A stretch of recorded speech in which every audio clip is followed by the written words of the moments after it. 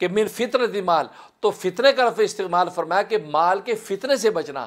فتنے سے اگر آپ محفوظ ہیں آپ لاکھوں پتی ہوں.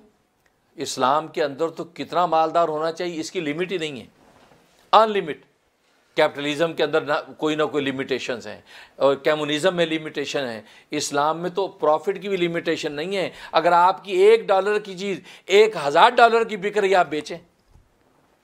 لیکن کیپٹلزم کے اندر قیمتیں متعین کر دی گورنمنٹ نے، اس پرسنٹیج سے زیادہ نہیں آپ مہنگی بیچ سکتے. اور کمیونزم میں تو گورنمنٹ خود انوالو ہوتی ہے. لیکن اسلام وہ مذہب ہے کہ جس میں پروفٹ کی کوئی لمٹ نہیں ہے. اگر $1 کی چیز آپ کی 1000 کی بکتی آپ بیچ سکتے ہیں.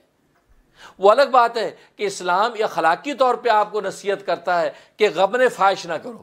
غبن فاحش کا مطلب اتنا زیادہ پروفٹ آپ نہ رکھو کہ سامنے والے کو ضرر اور نقصان پہنچے. کہ روپے کی چیز تھی، آپ نے 1000 کی اس کی مجبوری کی وجہ سے بیچی اور وہ مجبور ہو کے بیچارے کو 1000 کی لینی پڑی، یہ مناسب نہیں ہے.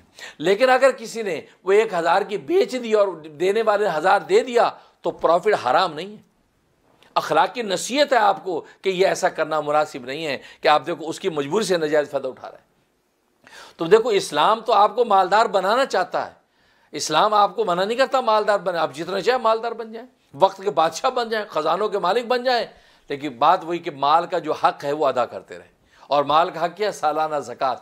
سالانہ زکوٰۃ اپنے ضروریات زندگی سے نکال کے آپ جو 2.5% زکوٰۃ ادا کرتے رہیں بس، اور وہ بھی فرض کے درجے میں کا. باقی نفلی صدقات و خیرات نہیں دیتے تو نہ دیں، دیں تو بڑی اچھی بات ہے. لیکن وہ 2.5% زکوٰۃ آپ سالانہ دیتے رہیں، صدقہ فطر ادا کرتے رہیں، قربانی اپنے وقت پہ کرتے رہیں، تو اللہ تبارک و تعالیٰ کو آپ کے مال کی ضرورت نہیں. اللہ تبارک و تعالیٰ کہتا ہے میں تو پہلے سے مالدار ہوں.